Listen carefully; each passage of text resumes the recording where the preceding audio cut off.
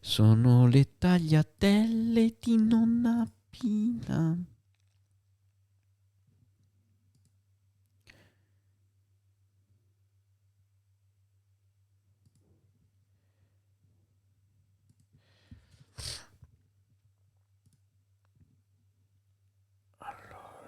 Ecco Tyson.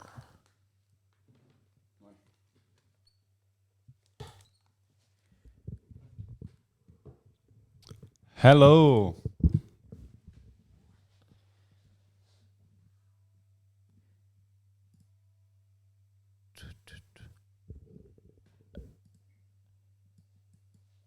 It's in green room. Che è? È tipo l'ingresso principale. E come entra? E ci dovrebbe essere un tastino.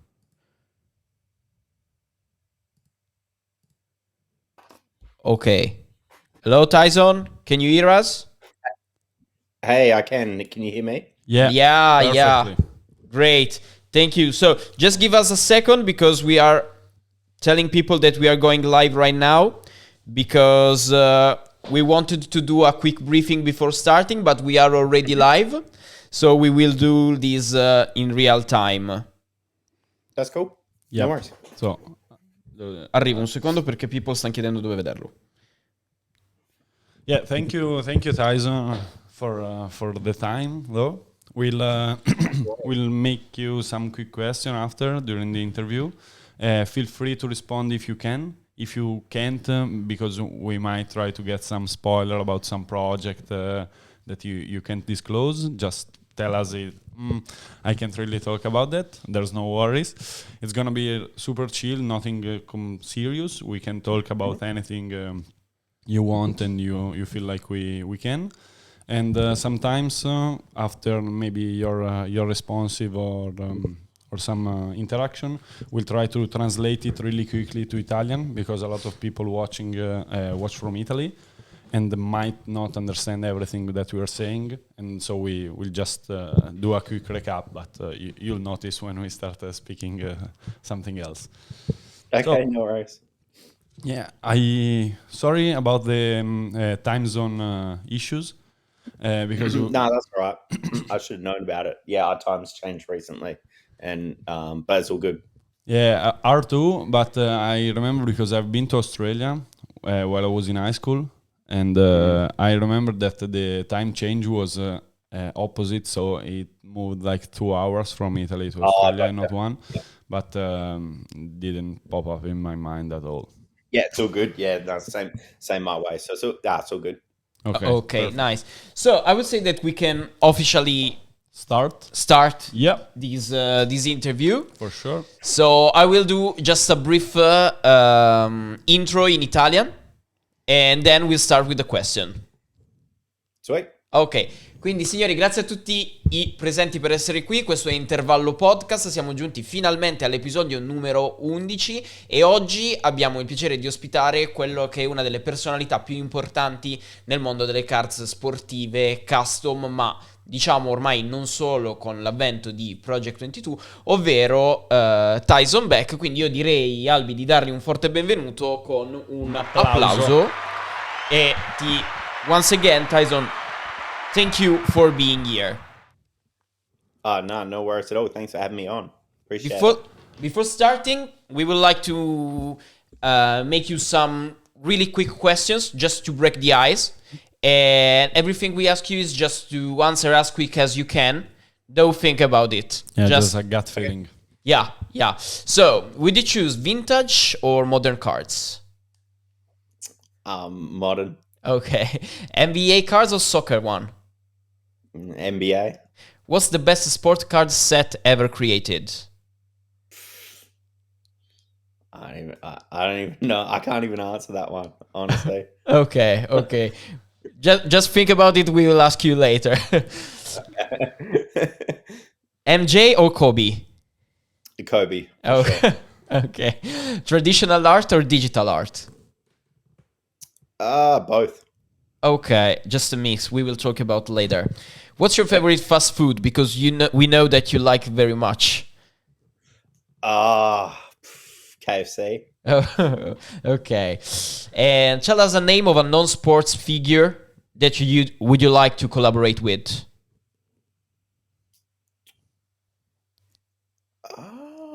Drake.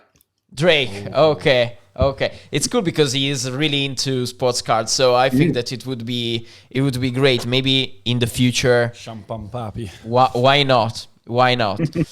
So, first off, thank you for answer to this quick question. I think that now we just break the ice, and now we can go on with some official question. Alberto, would you like to ask the first one? Yes. So everyone following and everyone was really excited about having you on the podcast because everyone already knew who you were, because you are arguably one of the most important artists in the hobby for the sports card collectible. So everyone, also in Italy, already knew who you were before we decided to interview you. But tell us a bit more about you as an artist and as a collector. Like, when did you start and why? I appreciate the kind words. Me as an artist, I guess. Honestly, growing up in school, in high school, the only thing I really enjoyed doing was playing sport. But I never was, kind of good enough to, do anything with playing sport because I was just like a regular person. Didn't excel in it. But the only thing that I was kind of good at in school was like art and design classes, and I didn't really enjoy it because like art and design classes in school was drawing apples and flowers and like just really basic stuff. And there was like a digital photography class we had, and it was just like make a magazine cover as a project, and I did that, and I did me playing basketball, and that really, and it was just diving into Photoshop, and that really got my design skills, my interest in design. And I was just like, man, like I don't even like design and art, but I really like sports, but I'm good at design and art. So why don't I just merge the two together? And that's kind of how it went. There wasn't really any too much thought process. And at the time, there really wasn't like this is back in like 2005, 2006, really wasn't like a community or a platform or anything for sports design, sports art. It really just didn't exist back then. So I was probably fortunate enough to be, especially out in Australia, one of the trailblazers, one of the first people to get into the space, and that really helped me to carve my name in the industry. And since then, I just really haven't looked back, and I've been working on it since the last 17 years, which is kind of crazy to say that now. Wow. Yeah, I feel pretty natural, and yeah, for sure there was maybe less competition, but I'm sure you would have made your name anyway. So, congrats on that for sure. And were you, other than the sport and design card, were you also, or you became, or maybe you are not a collector? Like you already like, you said you like sport, but you like the cards because they were present back in the day. Yeah, I was huge into cards when I was in primary school and high school. First cards I collected were Pokemon cards. And I'd like to say it was 1999. It was around then. Yeah, the beginning. Yeah, so I was huge into that.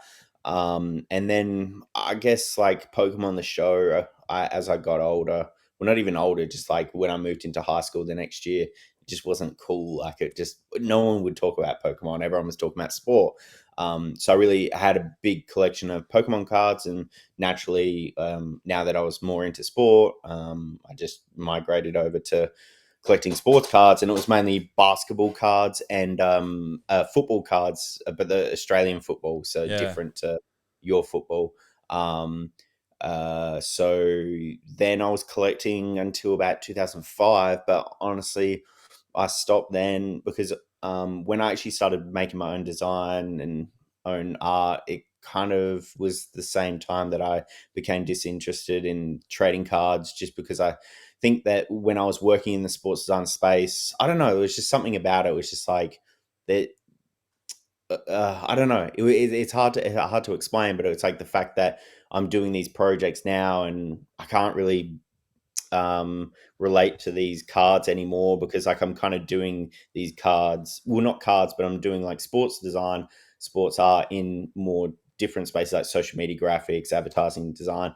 But it was like, for me, it's like, oh, I'm looking at these cards, and I was like, oh, I could do something really cool. So I don't know, I just kind of just stopped collecting until 2014, which is when Topps hit me up and said, "Hey, we really, we've seen your Instagram. We really like what you're doing. Would you want to do insert set, a card set, sorry, of Topps Fire?" And I was just like, "Yeah, that's cool.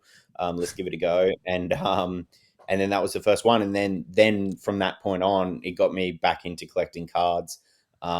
Since 2014, I've been back collecting. So I know it's hard to explain, but it's just like, I think it was the fact that I'm making, I guess, sports design, sports art, and I'm like, yeah, I just kind of fell out of love of cards during that 2005 to 2014 window.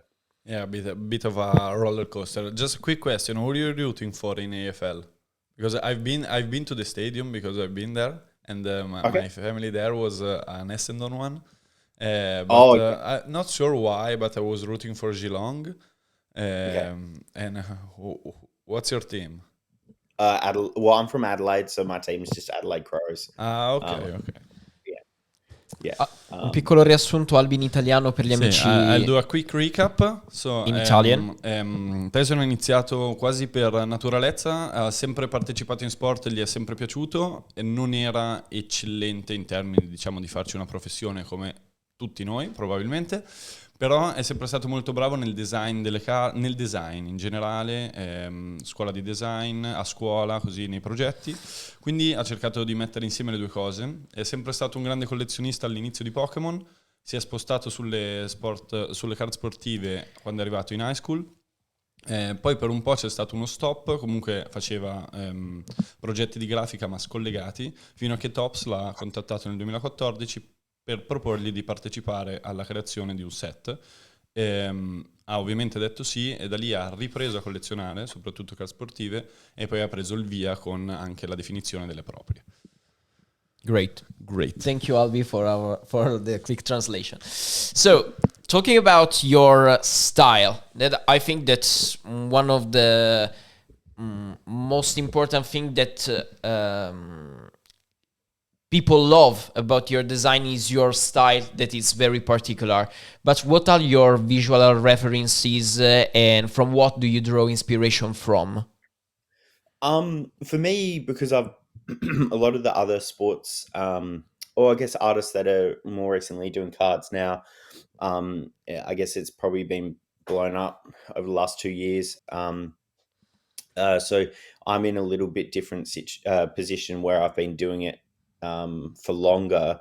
So for me, I actually just I try and change my style. So it's like, if you see what I've been doing, 2014, 15, 16, 17, 18, that batch will look similar. Then 19, 20, 21 looks similar. And then more recently, starting to change. So I try to do like 3-4 year periods of just kind of, just switching up styles a bit. But then there's also like some crossover. So you might see something and think it's mine, and then you might be right, but it's not exactly the same. It's not like it's the same thing. It's templated. Like for me, that's one of the reasons I kind of fell out of love with the cards, is in trading cards, collecting, because like, for me in design and art, it should be conceptual, and that's where I draw inspiration from the athletes themselves. If someone shows a lot of emotion and ferocity on the court, like in basketball, would be like Kevin Garnett or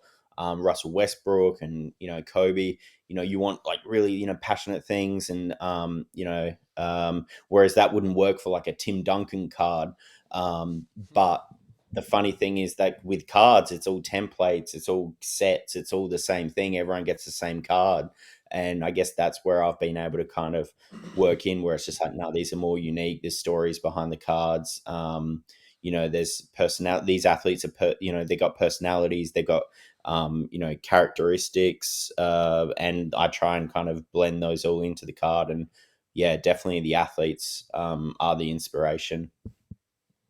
So, talking about Project 22, we are expecting to see 7 more cards completely different from the others, I suppose. Yeah, for sure. I think I missed the memo because it looks like a lot of them are templated, which will look really cool at the end of the 10 cards for the artist because you collect it and it'll look like a whole set of, like an insert set or something. It will look really cool. But yeah, mine will be different. Obviously not like completely different, but there'll be style crossovers, but it won't be like templated at all. And hopefully I've got some more coming up soon. I think I think it's been like 8 weeks since my last one, but Tops have a few of them in hand, and I assume they're just waiting for the right moment to put them up. Yeah, we are waiting for your cards because I think that the last one from you that came out was the Foden one. Correct. Yep. Yeah, and so we are just waiting for. And in Italy, Hopefully next week. they came late actually because we've already seen something like in the groups, different groups, but we're still waiting for the parcels to come in. So And your first card of Messi is after 16 week is still the second one most printed. Just to let you know. Yeah, that's cool. Yeah, that's and I think it's doing pretty. I think a lot of people, I guess, because it was in the first week, a lot of people didn't um, know about the project at the time, and I see a lot of people, even in Australia, a lot of people are buying. I see them on Facebook groups. People are buying that Messi card a lot, and it's really cool to see.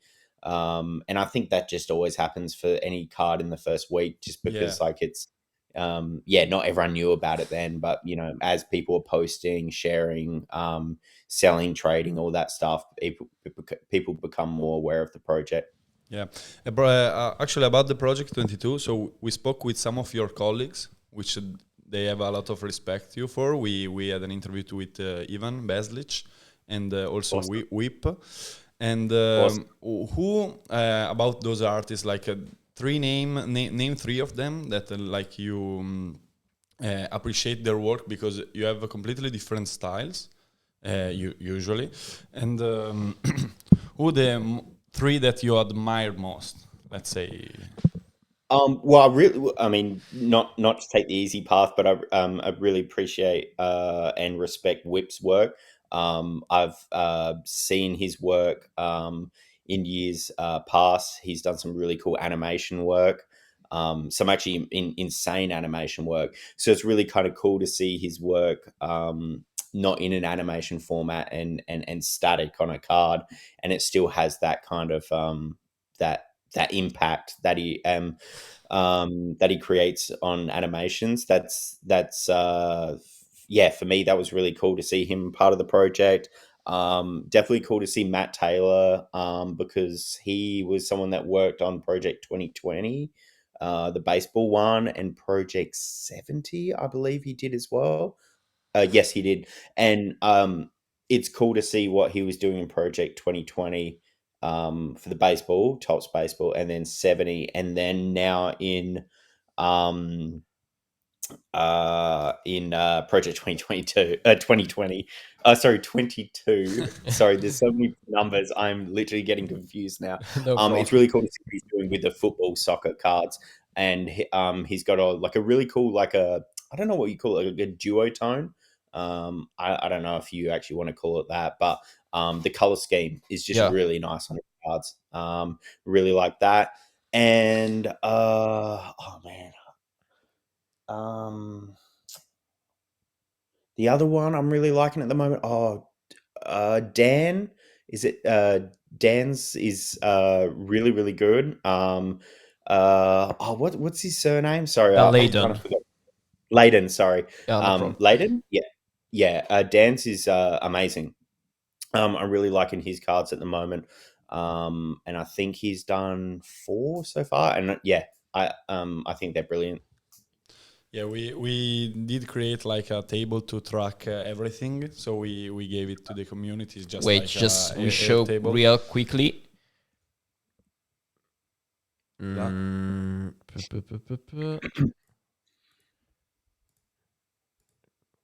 Wait, we are coming. Ah, fa niente. No, lo portiamo qua semplicemente.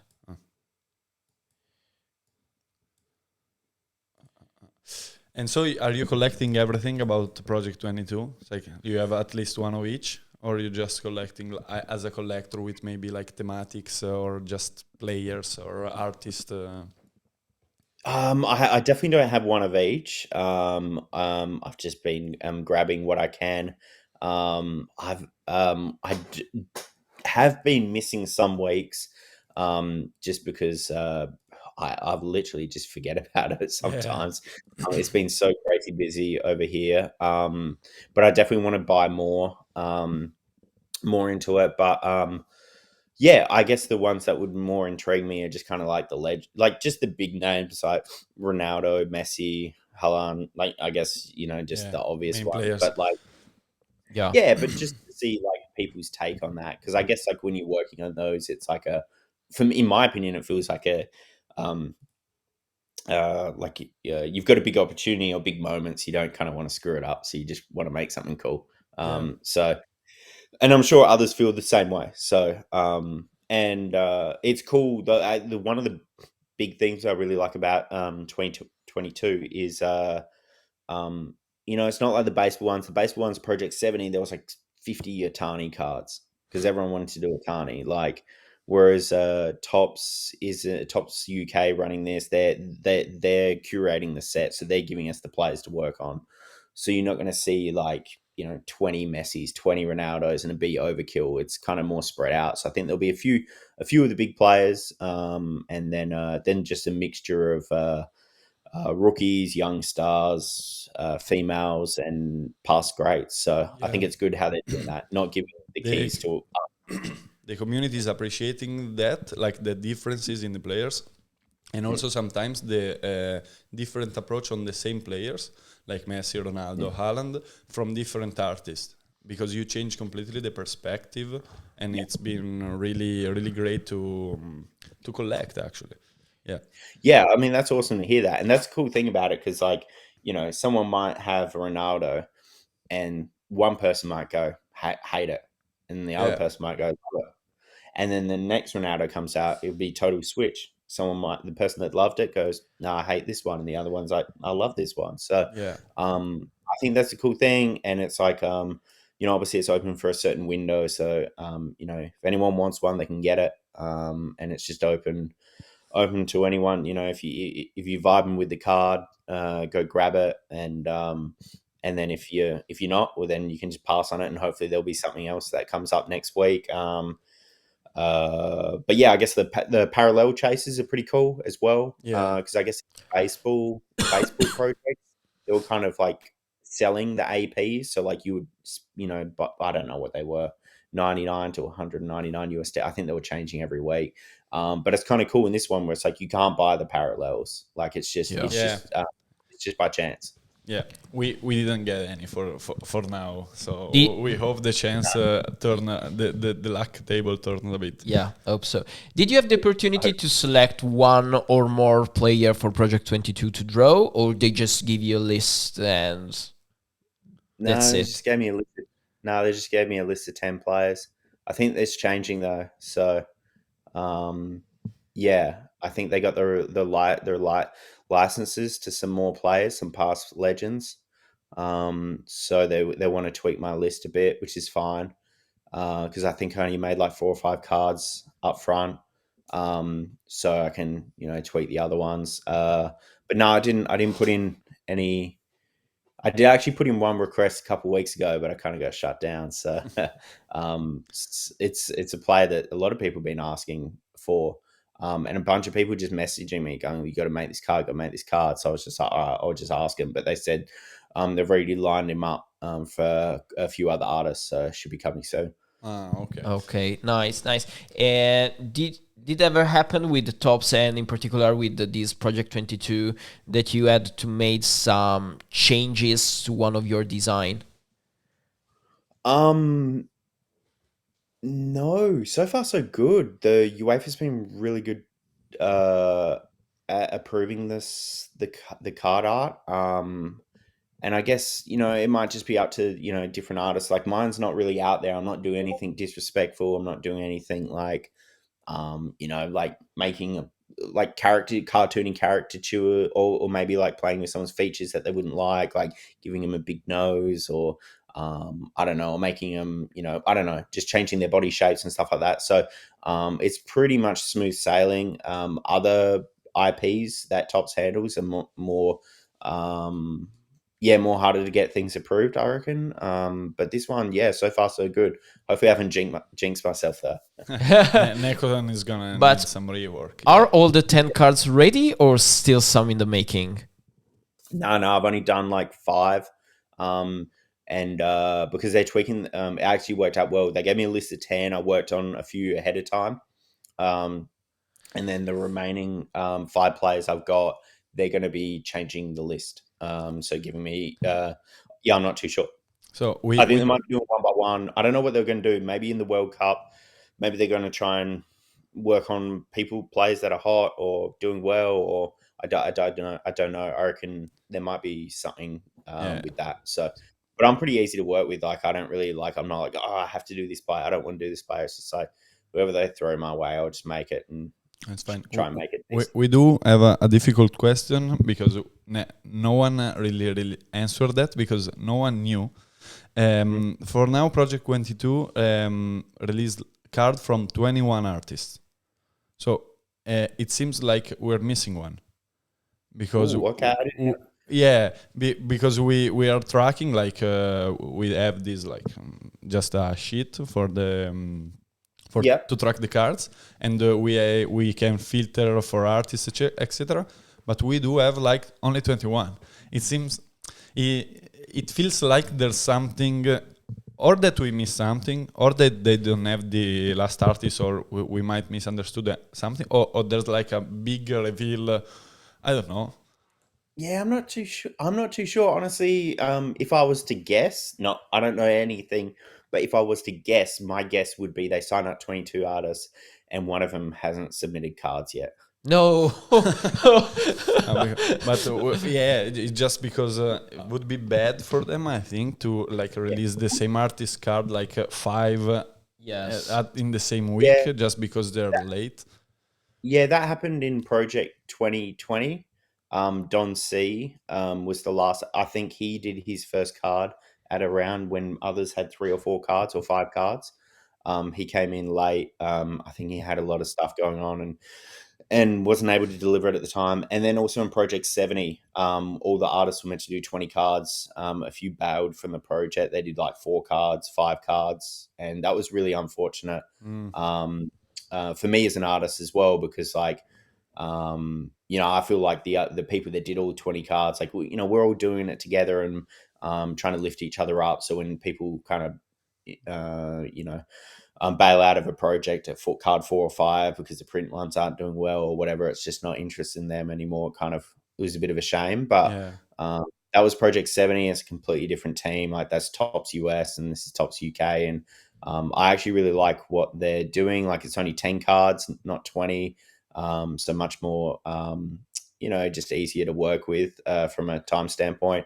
But then also the fact that they're picking the cards and it's a different sport to what the cards were. I think the baseball one's been done too many times, and it's good to be a different sport.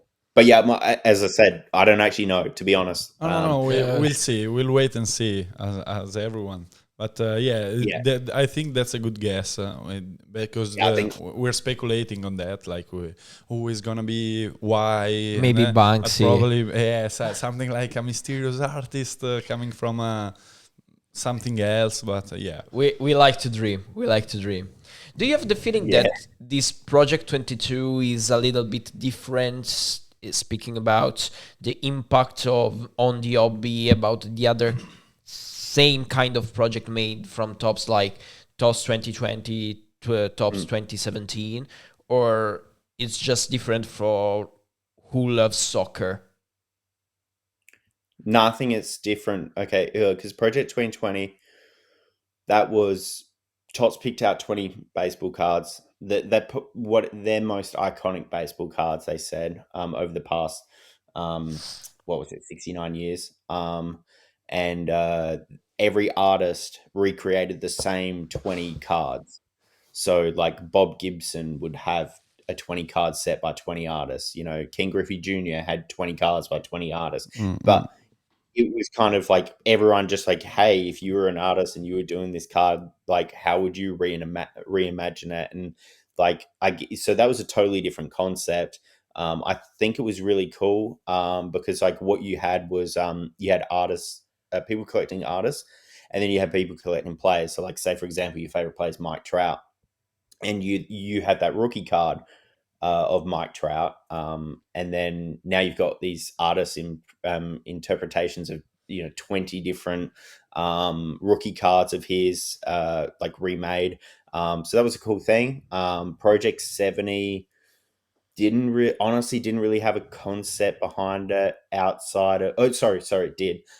It was meant to be reimagining 70 years of baseball. So we were given the IPs to work with of the last like 70 years of baseball. So like tops 1959 or whatever, and tops 2007 and tops 1988. We could pick anything. We got the templates. We were meant to kind of work, use one of those templates and pick any player we want in today's baseball or a few legends and work with that. And then as that set went on, I think people just went off that path. Artists went off that path and they were just kind of going crazy, just making whatever they want, which was cool.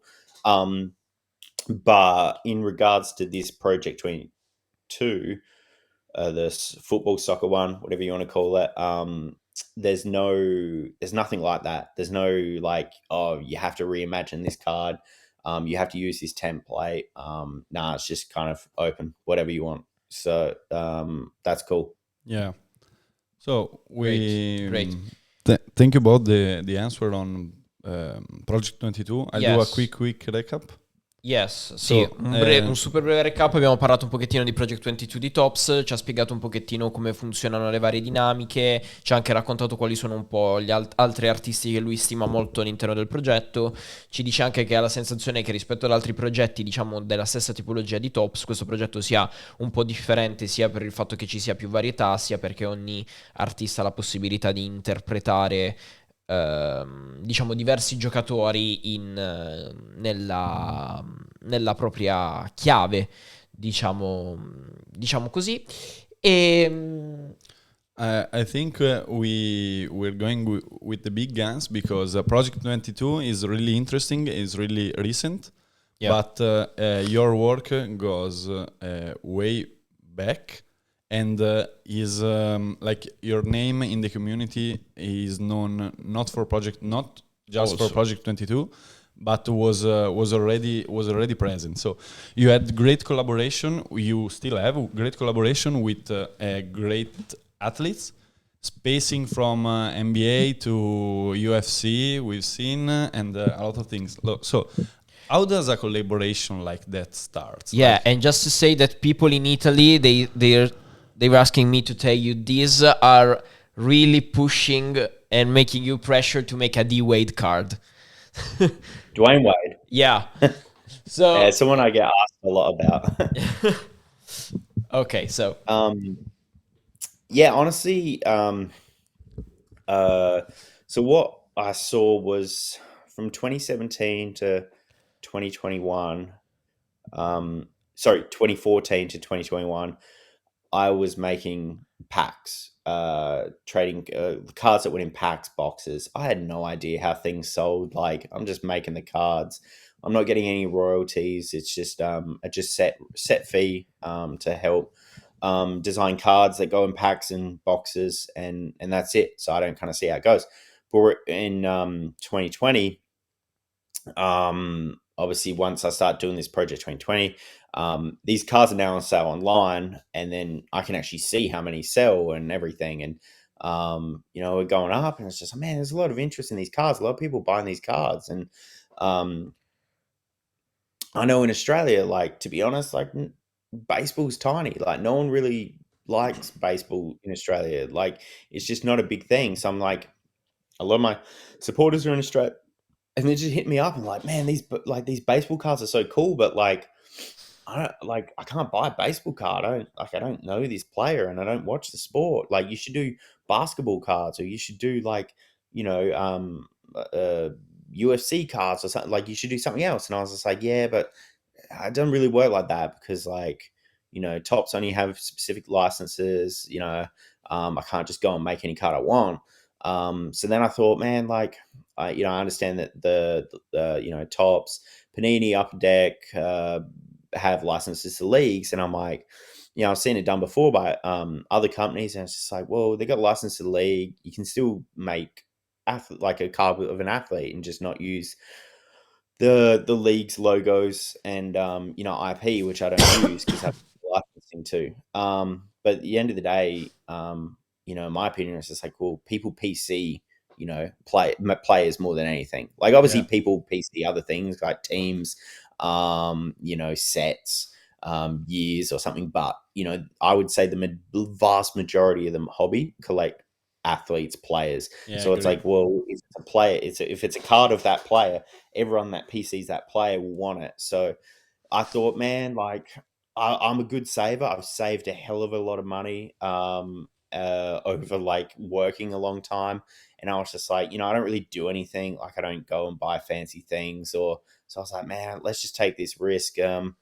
Let's just reach out to an athlete and sign him up to a like get his likeness on trading cards, license it to a trading card. So I've got I can sell trading cards of that athlete, get him to autograph it on card, and have it on demand and ship it out to everyone and do it all myself. No big company, like just super small and just me in Australia, just giving it a go. And the first one I did with Jason Tatum, who it's funny, like when I kind of announced, I was just like, this guy's going to be a superstar, and people were like knocking me. They were like, "Oh, shut up!" Like, and look at him now. He's like took the Celtics to the finals, and he's like honestly like top 3, top 4 MVP candidate this season. Like he was always going to get there. But when I launched that, I don't know. I kind of like it cost me nearly half my house, like what my house cost. And I was just like, man, I don't know. It's just like, just give it a go, just see how it goes. And then within a couple minutes, it all sold out. And I was like, wow, like I'm onto something here. And then just from, what's that? I can still have a house. Thank you. Yeah. No, yeah, it was pretty nerve wracking, but like, like I said, I'm a good saver. So, I could have gone and blown that money on, shoes and clothes and partying and everything over the last 10 years, but I've just saved it all working. So, my wife was pretty chill. I was just like, I know it's a lot of money, but like, let's just give it a go. And she was, she respected, my decision, or she allowed me to do it, and she was like, yeah, give it a go. And if it fails, it fails. And it went well, and ever since then it's just been doing each one. And some have been just insanely successful, and others have been not bad. But I just try and do something that's cool and different. And I see so many people like in the hobby complaining about sticker autos and bad quality control and waiting on redemptions. And I'm like, well, man, my card company I've started doesn't have stickers, doesn't have redemptions, doesn't have like the quality control. I go through all the cards. So for me, it's like I feel like I'm just putting out a really good product, and everyone's really enjoying it so far. And the cool thing is, like, every purchase I get, I just reinvest it back into the next project. And that's obviously seen because, like, I started off with smaller athletes, and then I got the big athletes, and that only can get done by reinvesting in everything. So I'm not Of course. It's been a hell of a lot of fun though. Yeah, congratulations and congrats on the risk you've taken. It seems like it's paying out greatly, and for sure, we're seeing the names and big athletes, like huge athletes. I think that's top athletes. And for now, like now you've collaborated with a lot of them. Which collaboration you'd say is like your favorite one? Yeah, your favorite one, or the one that you're most proud of to have been able to pull it off. I mean, everyone, like, it's funny. It's like everyone has its own story because, like, I don't share it, like, how the deal got done and how the art was created and how the cards were, signed. But like, just to be like, not even safe, but like, it would have to be the first one, Jason Tatum, because like, no one gave me a chance. Like, even like, industry people, they laughed at it. Like, they were like, oh, this, like, no one's going to be interested in this. Like, doesn't have a logo on it. Like, and it's just like, nah, like, if it's done well and it looks good, like, I think people will really worry about that. Um, and then there was just, yeah, it was just kind of like proving a lot of people wrong.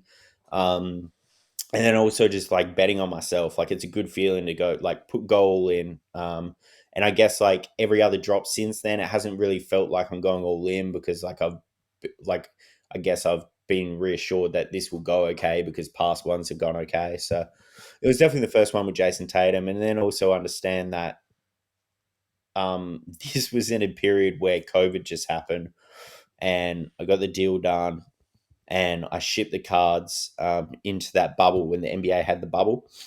And even the players couldn't have anyone in their hotel rooms at that time.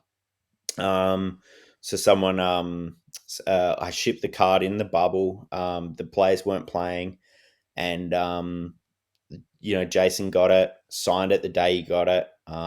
So, I got a couple photos, videos of him signing it, shipped him back. They were with me 4 days later and start shipping it out to customers. And then when people ordered, like as in Australia, and they're getting their autos like a week, 10 days or something after they purchase, there was this massive thing on Facebook just being like, nah, like people were commenting going like, these can't be real. I'm waiting 2 years on a redemption. I'm Yeah. still waiting for his rookie auto. Like players aren't, so we're being told players aren't signing because the COVID, the bubble, this. I'm just like sitting here going, well, if I can do it, anyone can do it. Like, so that was a really cool feeling to kind of, just like, man, it's just like this guy on the other side of the world, just kind of doing something that people don't believe. Like, they're like, nah, this can't be, like, these couldn't have got signed. And I was like, they did. Like, yeah, that was pretty cool to me. Nice. Great. That's great. That's great. I Definitely. do have another question about that. Like, because you're a collector, you do have like I don't know, let's say a custom card, something that you keep for yourself for every collaboration, like a special card that you don't disclose, that maybe with an autograph, because why not? That is just part of your PC, and it's gonna be the one of one by default because there's the only one. You know what? I mean, you're saying it as in like it's very smart to do that. It would be a Yeah. very smart thing to do that, but I don't. I just keep. I used to keep none because I remember with the Tatum one, I didn't keep any because I was like, I need these to sell. I just put them all up on my site, and then when they started selling a minute in, I was quickly on my site. I'm like, oh, I'll try to remove this auto quickly, like, and I couldn't even get to it, and I had to buy I bought a couple off eBay, a few weeks later. A lot more than what I sold it for, which was ridiculous. Thinking about it, I just really wanted one back, and no, I do keep a couple now, but I've done nothing special. Like, there's no one of one. There's no something that the public didn't get. It's just one of the cards autographed. And I'm just trying to grow my own PC, so it's like I'll have one day I'll display it well, and it'll just be like everyone, from Giannis Antetokounmpo to Hezbollah. Like, there'll be a card of everyone I've done. Nice. Do you keep the sheet proof, the print proof of the cards? Yeah, I get a lot. So for example, like, I don't have anything on me right now, but like, so like if I've got like a 7 of 49 card, I'll get like 10 of those printed, 15 of those printed, lay them on the table, pick the best one. So I got heaps of scraps, like but in terms of I've got some uncut sheets. I used to give out uncut sheets on some of the drops as like a prize thing or like a random thing, but I don't really do that anymore. But yeah, I've got some samples and stuff like that. But yeah, nothing too kind of crazy. Yeah, because I reckon it's just Like, it seems like natural to have a special card if you have the auto and you are the artist. You can easily have a dual auto, artist and athlete, and Mm. in a collection. For sure, for you, it's your own autograph, so it might not be the same. Like you're signing everything, but for another people, like from an outside perspective, it would be like super, super. Yeah, that's true. I've always thought that like if someone buys the one of one on my site, they might feel pissed off if I had this other one of one that was like special to me, because then they're like, oh well, I should have the only one of one out of this collaboration or something. So that's kind of like, yeah, why one of the reasons why I haven't done like something kind of super special. But I'm honestly just happy keeping, like, if it's a limited to 20 auto, I'll just keep one of them for myself and just Yeah. have it like that. And yeah, for me, it's I don't know. Maybe I should even just a cool inscription could be cool. But yeah, no, nothing too special. Just a couple cards from each of the collabs, and frame them up one day, put them on a wall, and display it really nice. It Yeah. would be nice. So we've seen the carry drops. There's gonna be two more after this one, and can we have a spoiler on who's the next collaboration gonna be? Like, you already know that, or you Yeah, restart?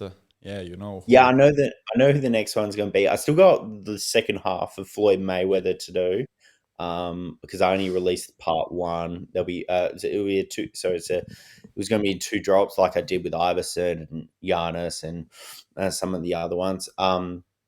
The next one will be boxing as well. I just want to give boxing a crack. So there's another boxer, not a current one, a retired one. And yeah, I don't know. See how that goes. It's interesting. I don't know if you collect boxing cards, but there's not really any boxing cards out there. Like, Yeah, there's so, really a few. mm, We do not, I think, me and Arnaldo neither. I do know a bit about that because one of my friends is actually a professional boxer in Europe and going for the European like professional, getting like punched in the right. face for a job. But Jeez. yeah, it's gonna be interesting to see who's gonna be. Yeah. Okay. Yeah. I don't know. I'm getting a lot of requests. Like, yeah, from, I don't know if it's like a boxing thing, but I got reached out. Like, what was it? Tyson Fury, Jake Paul, I haven't done either of those yet. But what's his name? Devin Haney. And but yeah, I don't know. I've already got two boxes signed up, Floyd and another one, so I didn't want to overdo it. Just like in the like UFC MMA, whatever you want to call it, I did Khabib. So I just kind of want to go around and do a couple. Don't want to overdo it. So yeah, and boxes the next one. I won't. Not going to release the name of the person Yeah, yet. yeah, no No worries. problem. But if it's a clue, I'll give you a clue. It's like probably one of the most well-known boxers of all times, if that's a clue. So like a Yeah, really big boxer, a retired boxer. yeah. We does he? Just one question: does he have a tattoo on the face? Uh, Who well, if knows? I said yes, no, I think there's only No, no. one with a tattoo on his Yeah, face. yeah, yeah.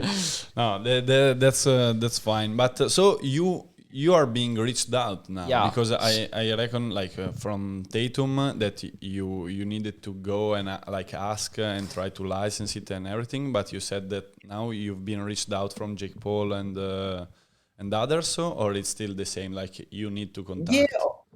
it's just different. Like honestly, I've probably had over 1,000 opportunities in the last year, but that's not special. At the end of the day, you have to understand these athletes, they just want money. That's what it Yeah, comes down to be honest here. So, yeah, so if it's an opportunity, they see my cards, people in the industry start talking, I paid this person this much, like it all just kind of goes, but it's like at the end of the day, it's my money. Like I'm the one taking the risk. It's a hell of a lot of time as well. So it's not just money. A lot of these projects take months, one I'm working on at the moment, it's like 3 months. So it's like, even if I broke even on, let's say I broke even on a project, man, like that's a horrible result because I literally, spent time away from my wife and daughter for 3 months to not, I should have just sat at home and chilled with them. So, Yeah. it needs to be something where I look at it and go, okay, it's going to be worth my time. And yeah, a lot of the athletes, the opportunities, I look at it and I break down the numbers, and it's just not worth it. The money, printing, packaging, creating the artwork, getting it signed, all that stuff. It's just like, nah, not worth it. So I've been told I'm really picky, but I think, that's kind of why it's been successful, because I've been able to pick the right ones. Well, most of the time, pick the right ones, and yeah. So it's like it shouldn't come as a surprise where, like, yeah, agents and managers are just like, hey, I represent 40 athletes. Like, pick one of them. Like, any of them will do it, and it's just like, well, yeah, I'm not interested. Like, but it's not being rude. Like, it's just more so. It's just like, I'm not a big company where I can outsource things, and Yeah. it's my time, and I've only got so many hours in a day. That's good. Great. No, That's great. So can we say that in a certain way, TYSON BECK created a niche in the niche of sports cards? Yeah, I mean, I guess it is the only, from my understanding, it's still the only, like, direct athlete artist collab, because, like, everything else is through a big company, Tops, Panini, whatever. But, like, I'm going direct to the source. I guess it is a niche, and a lot of people do custom cards, and like, which, I guess, like, legally you can't sell and things like that. But yeah, I don't know. Like, no one else is really doing it yet. And um, I don't know. I guess, like, it doesn't surprise me, just because how much it costs, how much time's involved. Like, if I knew what I had to go through, I probably wouldn't have done it. um, at the same time, I think I won't appreciate what I've done until probably like 10, 15 years, where I'll look back and go, oh wow, like, I can't believe I did that. Because the previous, before 2020, I was just doing work for, like, the NBA, and all these sports leagues, teams, sports brands, like Nike, Adidas, whatever. I was just doing client work, and it's just like, you get a project, you do the work, you get, you send an invoice, you get paid, and there's no risk. Like, it's like, you do the work, you get paid. But for me, it just became very boring, because it was like, you're just getting changes, and you just get this and that, and every designer, freelance designer, would know that, like, it's just changes and changes and changes, and you start to fall out of love with it. And I was just like, nah, this is like an opportunity where I can just create. Like, no one can tell me no. Like, um, I'll make the cut. Like, I'm not having to submit this card to some, marketing person to approve. It's just like, nah, it's my card. Like, it's good to go. And so, and then also, it's just like, I don't know. I'm a gambling man, so it was like, betting on myself was a bit of fun. Like, it was just a bit of a risk. So, yeah, it might be a little niche, and I hope other people do it. But I don't know. I think, it's interesting as well, with, like, Fanatics licensing coming up in, Yeah. oh, is it 2025, 2026? I don't know if it's like, that's just going to crumble them, kind of put everything in one house, and crumble it all together. And, it could be good. But, I actually have no idea what's going to go on, like most people. Great. And how do you think this particular market, talking about custom sports card made from artists, will evolve in, let's say, 10 years from now? I don't know. It's like everything. It's just like, the athletes, just like Neil. Well, I think it's bigger now now in the US, because, like, with the Nils, like, the high school players, college players can now make money off their likeness, whereas they couldn't. So, like, you see Tops, they did a set with Trevor Lawrence. They did one with Chet Holmgren. They're doing overtime cards with high school basketball players. Like, if anything, it's like, now, at like, people are able to kind of profit off their likeness, and I think it's only going to become bigger. And then you get other things, like, Tops is doing, like, Elvis Presley, Muhammad Ali. Like, not everything has to be under a league, or the traditional cards where it's just league license and everything. I think these individual cards are going to go on forever. And there'll be, like, there's music sets, like they did one with Lil Wayne, and I think all those things are just going to keep coming up, because the end of the day, it's like, the biggest brands in the world are individuals, in my opinion. Like, um, even like you look at it, the biggest football soccer teams in the world, it's still like like Ronaldo is bigger than any team, or Messi's bigger Yeah, than any team. Like, it's just all about the athletes, in my opinion. So I think if you make a cool card of an athlete, people are going to want to get it. yeah, I think so.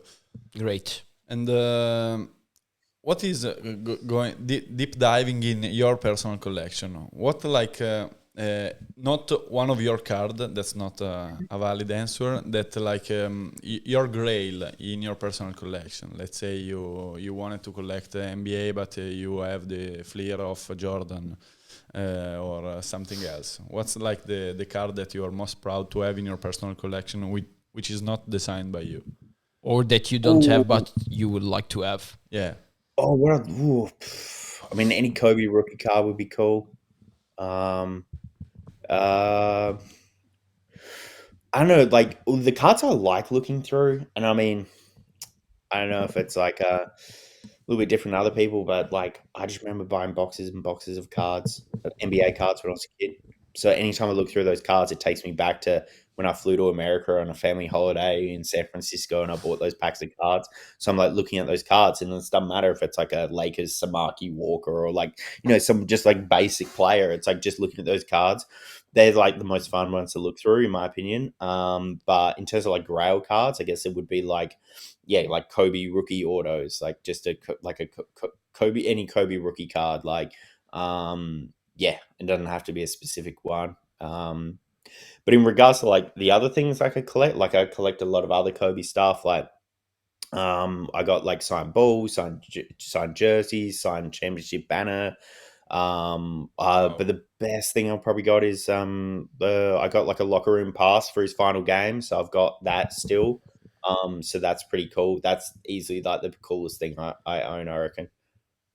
Yeah, no, for sure. Let's see, in the back of Ronaldo, there's a jersey that you hang up on the wall, Yes, which is not good. autographed. It's not. Not all- Definitely not. Yeah, Definitely not. No, no, Um, they're not cheap now. no, definitely not. And how was your meet with? We know that you met Kobe once. How was it? The crazy thing, I met Kobe twice, once in LA, once in Australia, and it was 10 years apart.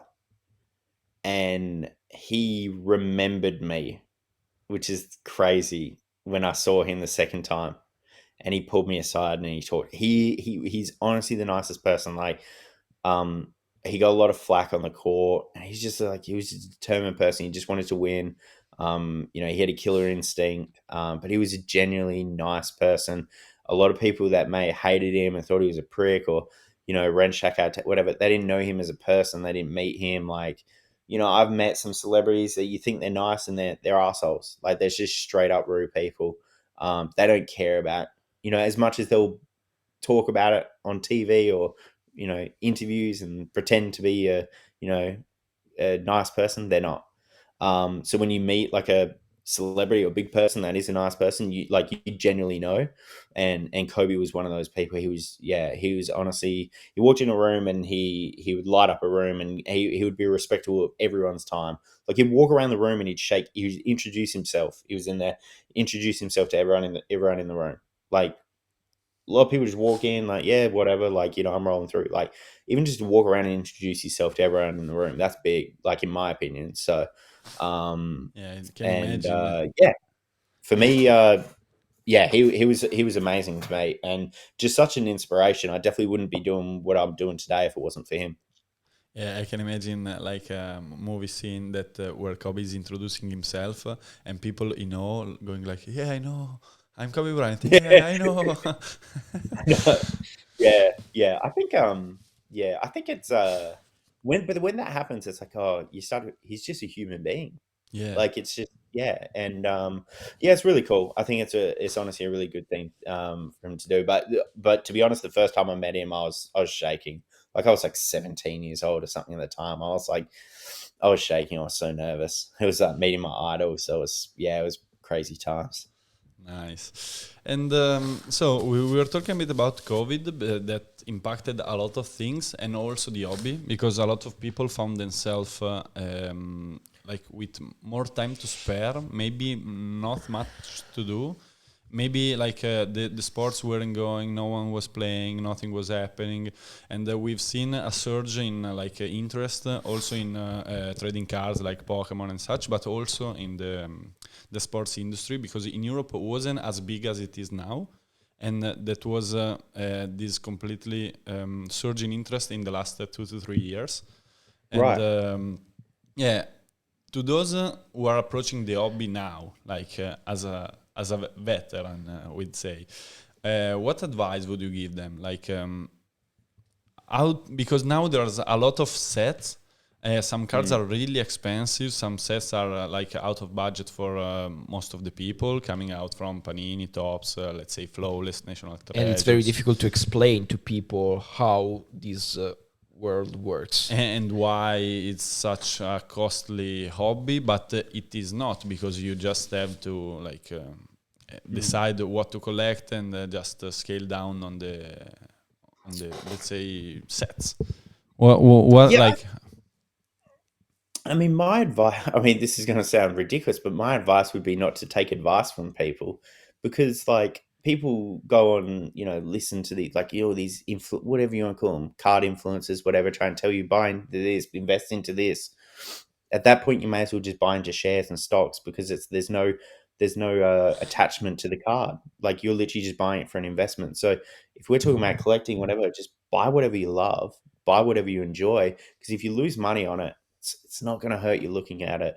And if it goes up, great, that's a bonus. Like, and then you could sell it and get some more stuff. But like, yeah, in my opinion, I wouldn't be taking advice from people because that's when you're just buying something because someone said oh, get into like WWE. It's Prism. It's going to go to the moon, and everyone did it, and then it crashed. Like, I think it's just simple as that. Like, I don't collect anything outside of things I don't like. So like, I'm not jumping in and buying um, uh, F1 cards because I don't watch motorsport. Like, yeah, I know they're like went up and went crazy, and that's great for everyone, but like I just won't buy them because at that point I'd instead of like putting $1,000, if I'm just doing it to make money, I'd just put it into something else, like something that I don't need or don't have an attachment to. So yeah, I don't know. Apple That's what I shares. Yeah, no, for sure. No, for example, I yeah, completely agree.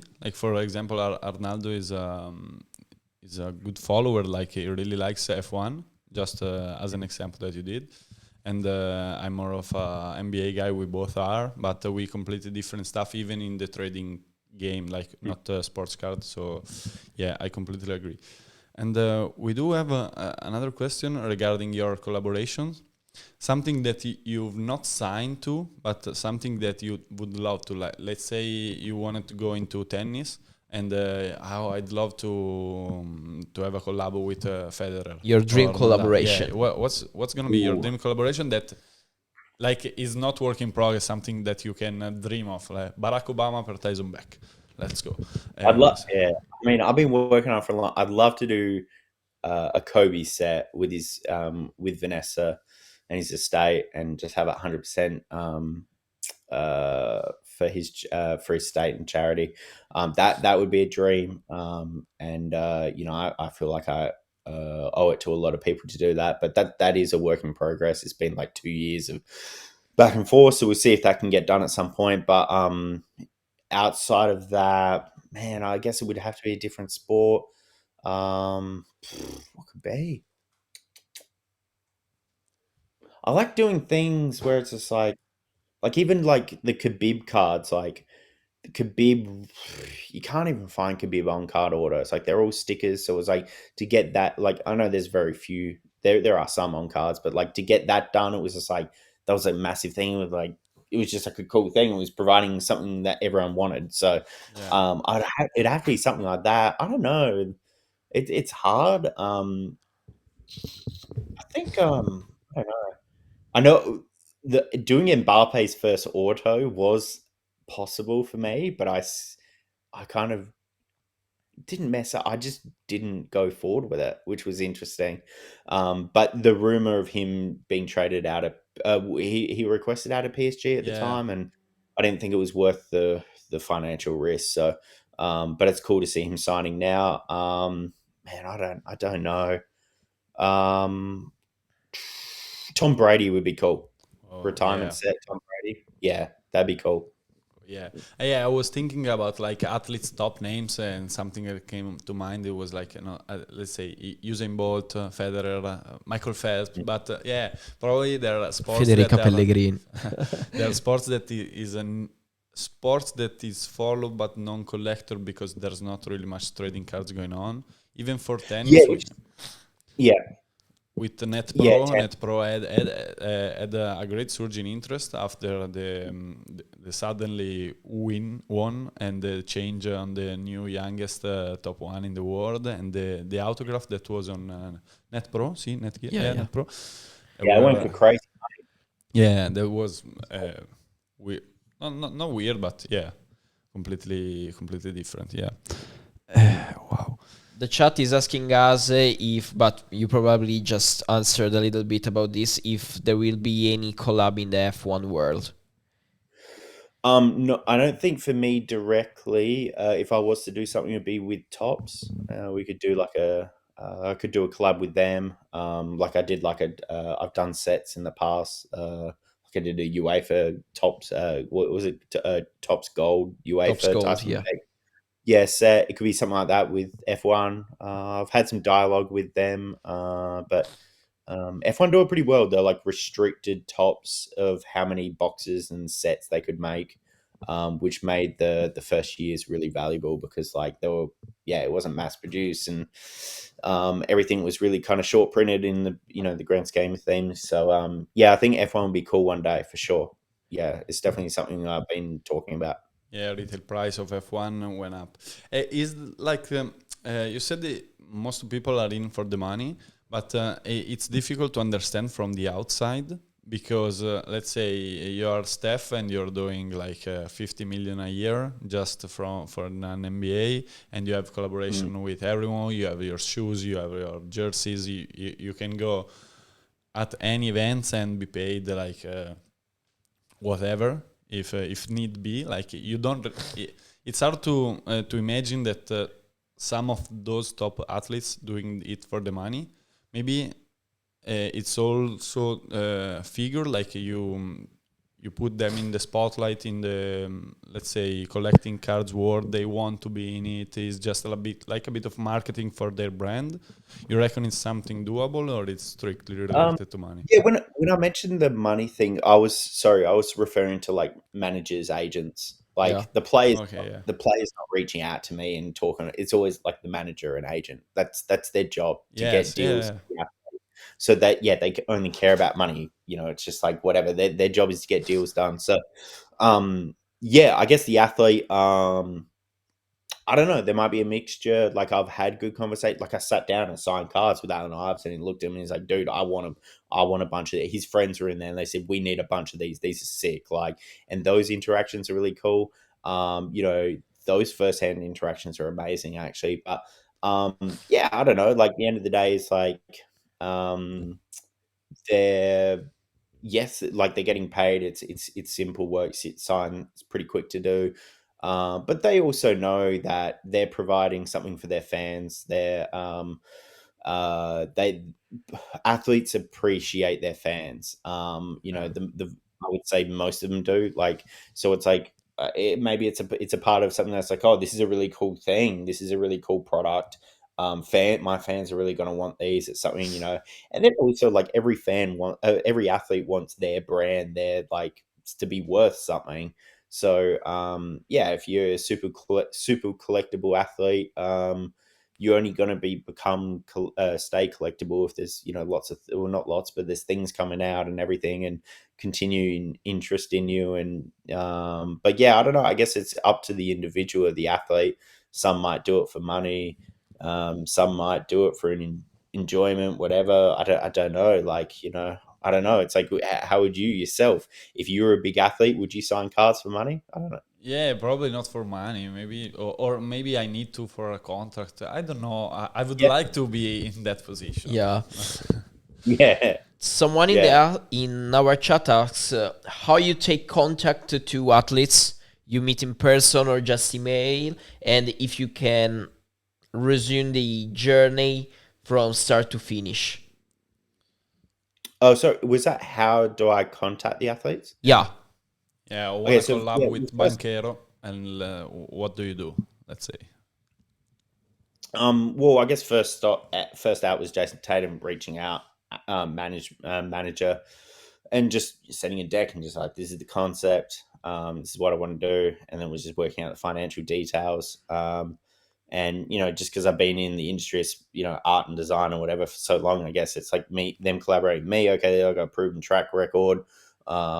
This isn't going to be like a product that's going to damage their brand or whatnot. But I guess after I've done a few, it kind of gets not easier, but just more so. I just get messaged and I get contacted. Hey, do you want to do this? Do you want to do that? So it's more me just picking the ones that I want to do now. But definitely in the start, it was just reaching out to agents, player managers.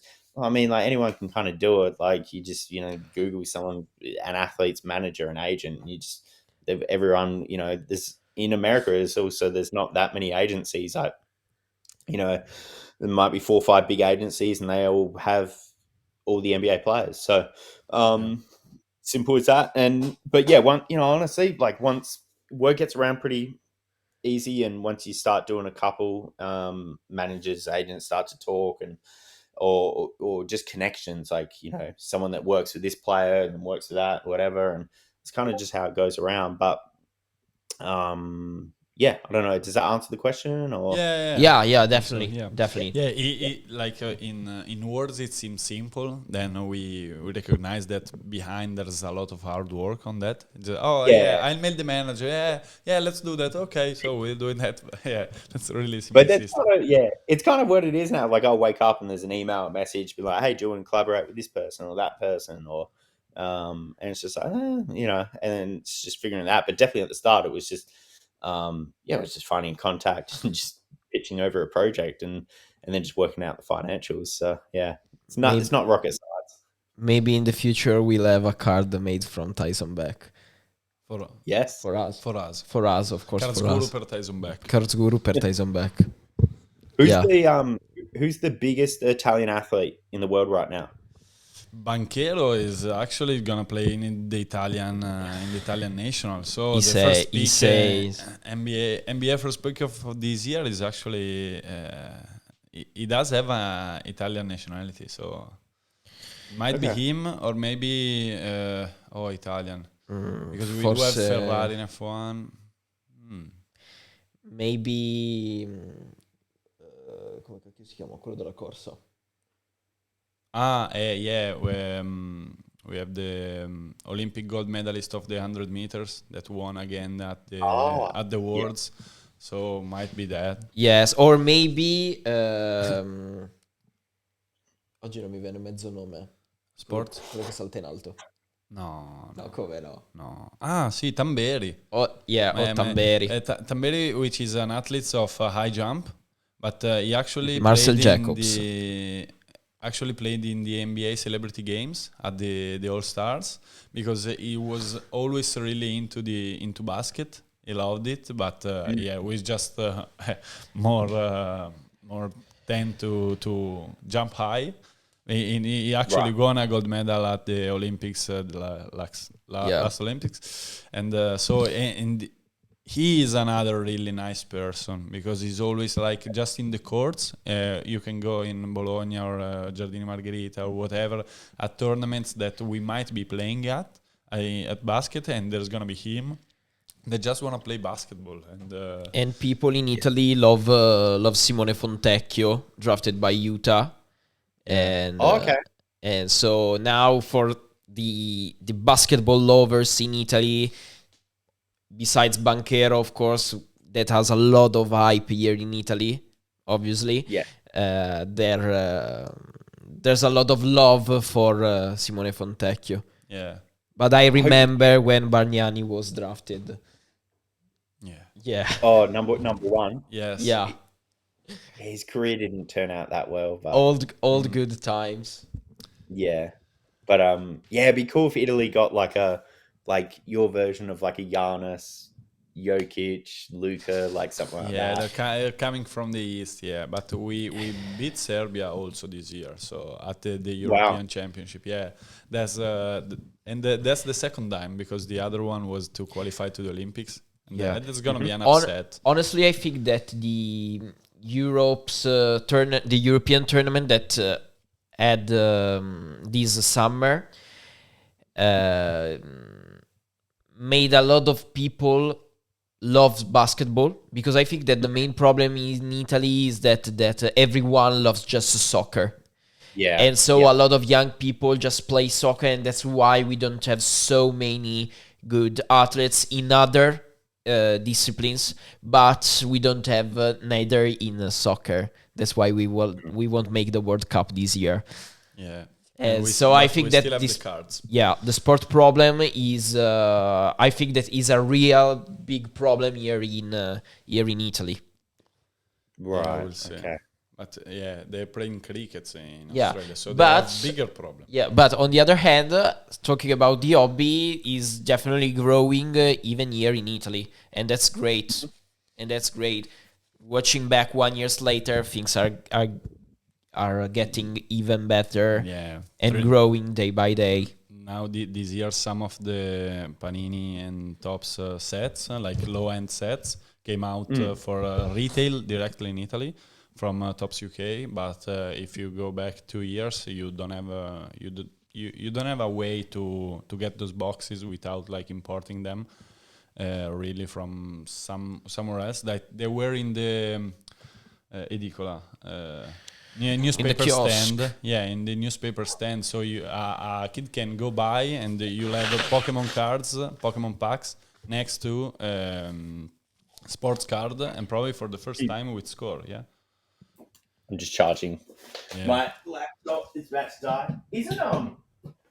Isn't Panini an Italian company? Yes. Yeah, but it was because now it's Panini America.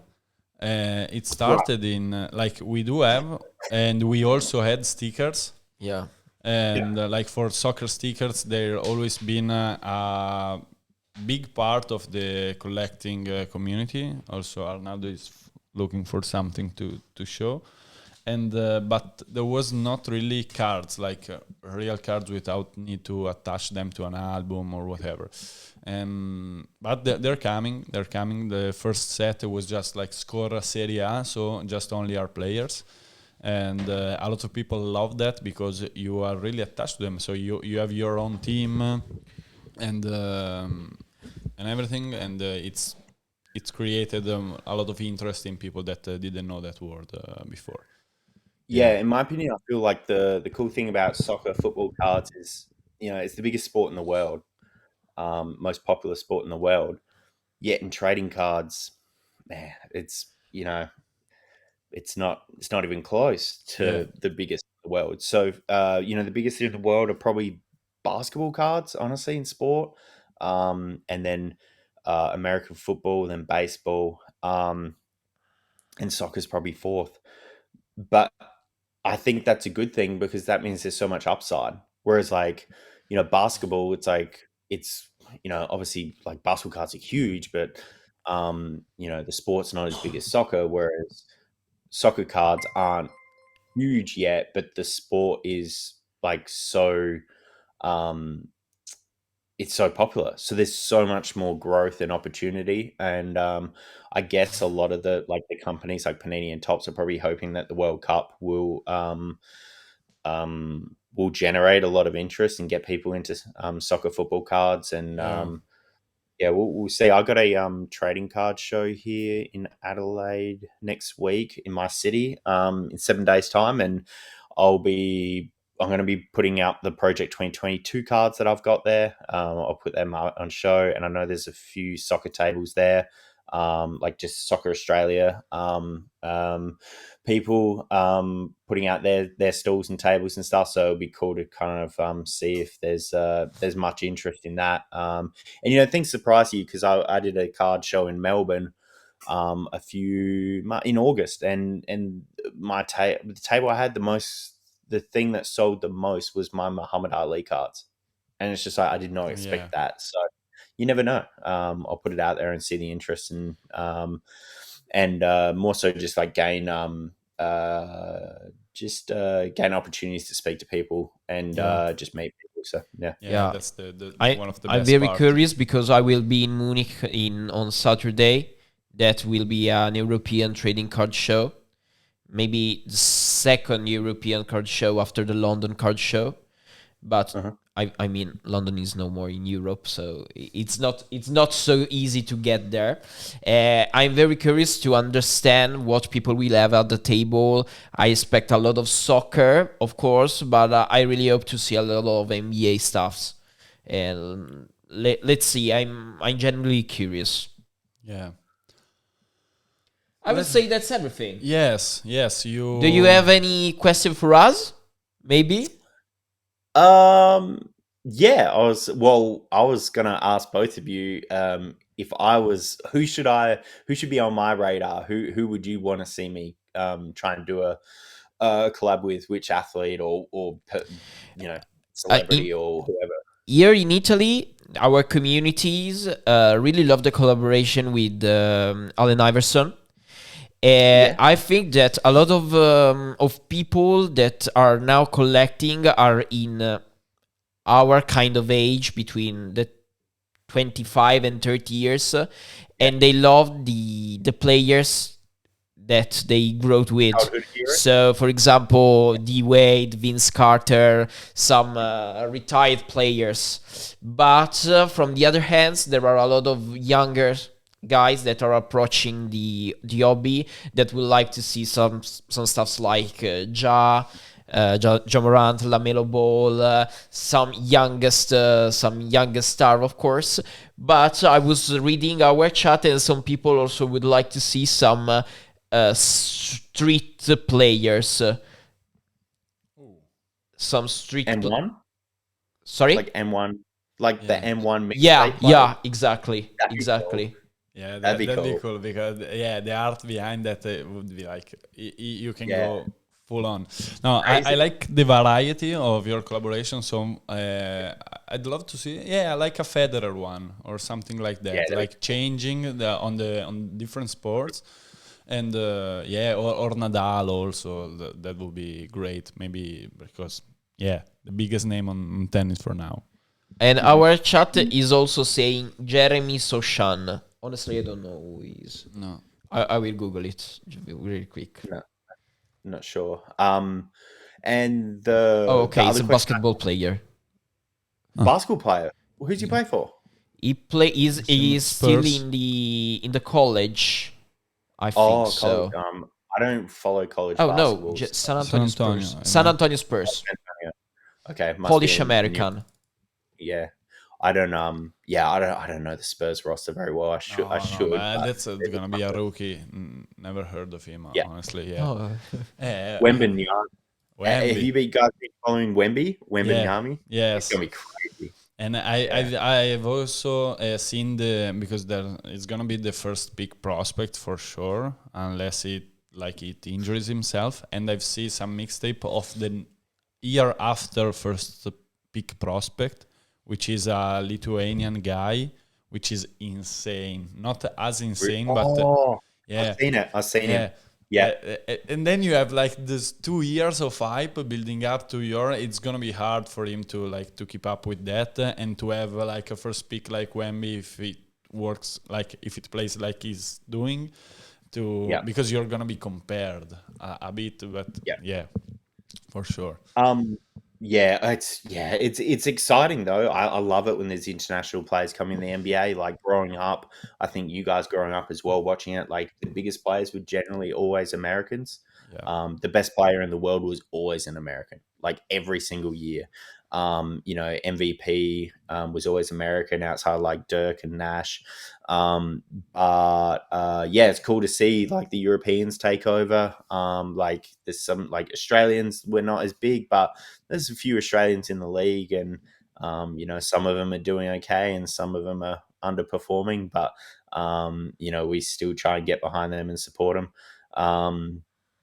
The other question I had was going to ask you guys is, we're still in the first half of Project 2022. Sorry, I keep getting that wrong because of Project 2020. I literally need to stop myself every time I say it. What would you like to see going forward? Is there anything that you would like to see, like in regards to if it's a player, if it's like maybe there's like a chase card thrown in, maybe there's something that sparks a setup, if you could throw in something to the mix to improve Project 22, what would it be? Well, I think that's one of the biggest problem of Project 22 is about a lot of people were shocked when they discovered that every artist made 10 cards. And I think that some better communication by tops would be better for collectors, because they didn't know how to approach this collection. So a lot of people started that they really wanted to buy every card, because here in Italy, for example, we came from stickers collection, so we love to make complete sets. But on the long term, of course, this is pretty difficult. Talking about money, of course, and so a lot of people just started to make some thematics. Okay, but for example, one of the problem is that one artist is not revealed yet, maybe. So people are a little bit are struggling, and I feel like some people were discouraged by the repetition of the players, and Tops is very, very, very slow in shipping, and made a lot of mistakes. For example, last week we received one of our order, and some cards were missing, and we tried to reach out Tops, no answer yet. And this is really a lot frustrating, because of course we come back on their website every week to buy some new cards. But for example, here in Italy, because one thing that we understood is that the distribution is not equal in different parts of the world. Weeks 11 were shipped last week, but weeks like 9 and 8 not yet. So we received some cards that were published later than your Foden cards, for example. We didn't receive it in Italy yet, but we saw on eBay that they were out. Right. And so it's very difficult, because people that want to trade and sell and try to finance new cards is not so easy. Yeah, no, I 100% agree with everything you said. I just got my Foden tracking on Friday, so that's I just got that. But for me, I guess it's disappointing with people, because a lot of people reach out to me because I'm kind of advertising the card sort of thing, and people reach out to me going, "Hey, my card isn't shipped yet." And it's like, oh, I don't actually manage the shipping of it. Yeah, it happens to us too. I will try to show you a little bit better, because we had a small problem. And from an artistic perspective, I will try to show you, hopefully. Primary display. Okay, here we go. We just made this quick, is a web app. I will send you the link later if you are, if you want.